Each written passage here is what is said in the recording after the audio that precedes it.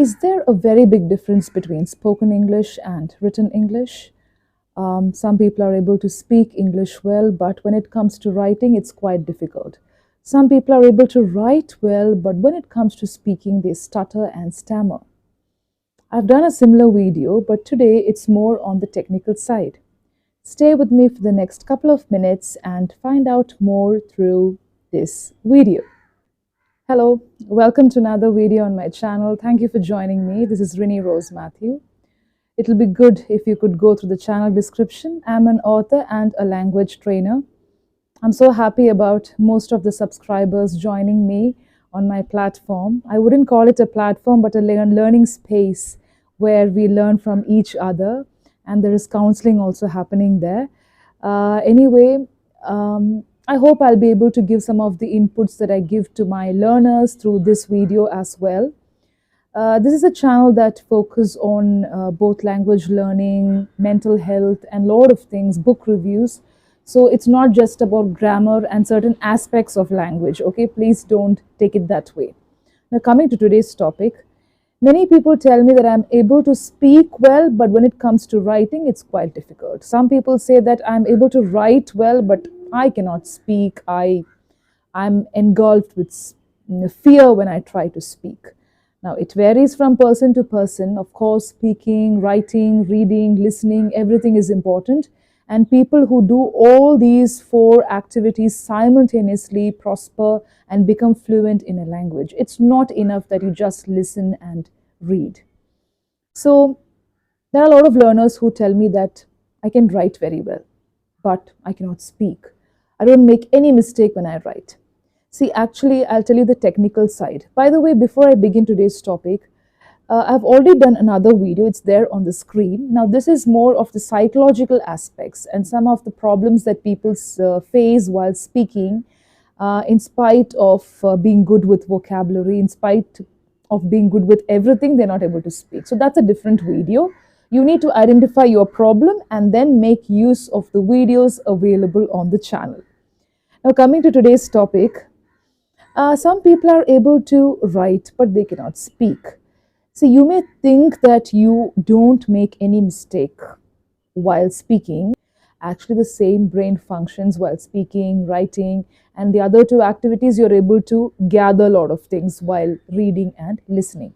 Now, when it comes to this particular point, that is, I am able to write, but I'm not able to get the flow while speaking. So it's more of flow.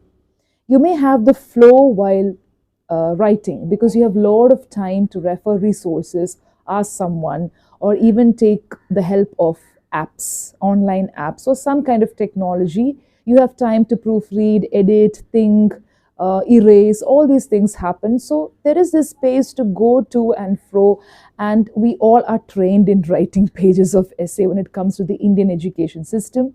And you're not facing a person while you speak. So all these aspects are there. So when you look at another human being and try speaking, it's different, and you need to gather the words at the right time, and it's spontaneous. See, spontaneity is different from fluency. It's okay to repeat words. It's okay to go to and fro while speaking. Very good speakers say that it's okay to sometimes stammer also, but not to take very long pauses to the extent of forgetting words or to the extent of not able to communicate completely. You may have a topic or a particular thought in mind, but you may face this obstacle of not being able to communicate properly because of barriers in communication, sentence formation, grammar. All these are the underlying aspects. So you need to identify that particular problem. You may feel that I can write very well, but actually you could be making mistakes while writing also. Because of this extra space, you are able to manage. But when it comes to speaking, you're speaking to another person or maybe just having a conversation, you're not getting the points in the mind. This is not only connected with language. This is not only connected with grammar or sentence formation. It's more of the ideas that you have. It's the creativity that you have. It's the information that's there in your mind. Everything plays a role. So speaking needs to be spontaneous to an extent. You should have practice. Even for writing, you need to have practice because certain examinations, when it comes to high level examinations, you need to write essays within the stipulated time. So you need to give yourself practice and time yourself. Okay. So you could be making mistakes while writing also, but because of the other factors of taking help or of referring resources, you don't feel that the flow is obstructed. But when it comes to speaking, you feel that, oh, I need to do it immediately. The spontaneity is missing. That is the problem. So you need to work on all the four aspects. It's very important. It's not enough that one is rectified or one is solved or one is given more attention. Some people say, I read a lot of books, but I cannot speak. I listen to a lot of videos. I watch a lot of movies. Do you think watching movies alone will help you to speak fluently? No. Fluency is built on a lot of things. So you need to practice all these things so that you become better with writing and that you become better with speaking. Okay, you may feel that I'm able to manage this, but not that. You're just able to manage, not good at it. So you need to work on all these aspects, and it's very, very important. And learning all these grammar books by heart is not going to help you with fluency. It's the reality. You need to practice, you need to work with context, you need to have contextual information, knowledge, and through the experience, you gather the wisdom.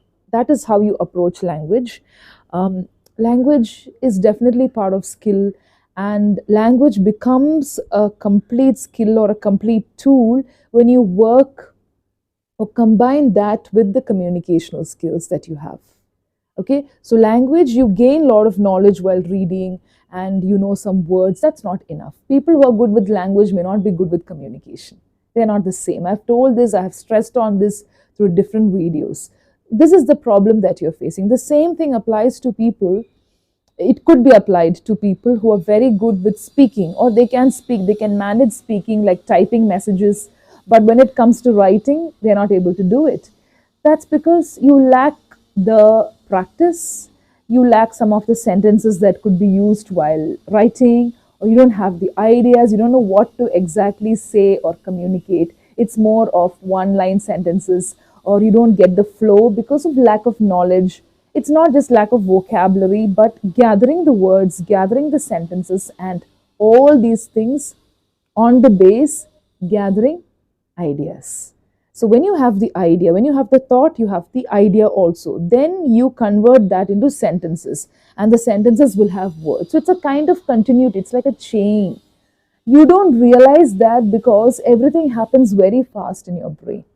Your brain is quite fast and it is able to gather things just like that. Okay, within seconds and minute seconds, milliseconds, it's able to gather things. That's why you're not able to identify this particular process or the chain, but actually it happens. So just imagine giving yourself some practice. Your brain will become smart and sharp, and you will also be able to handle the language with confidence. I hope this video will help you. And by the way, I'm working on a lot of books. Two more books from my side is going to get published. And at the same time, I would like to tell you that I will be doing book reviews because it's very important to read. When you read, you get ideas. When you read, you get you are able to open the gates and doors to different minds, to different thoughts, to information, and gradually you gather the wisdom. So reading is very important, and it also gives you a sense of practical knowledge, like how to deal and tackle with certain situations and certain problems of your life. Even if there is no problem, it's okay, you can read. You feel that your life is like, no, there is no problem. Even if there is no problem, it's good to read because your mind will become smarter, sharper, and better. You will have that better thinking. Of course, you need to have better thinking. You cannot sit idle because your brain expands only when you groom and when you mold yourself. Thank you so much for joining me.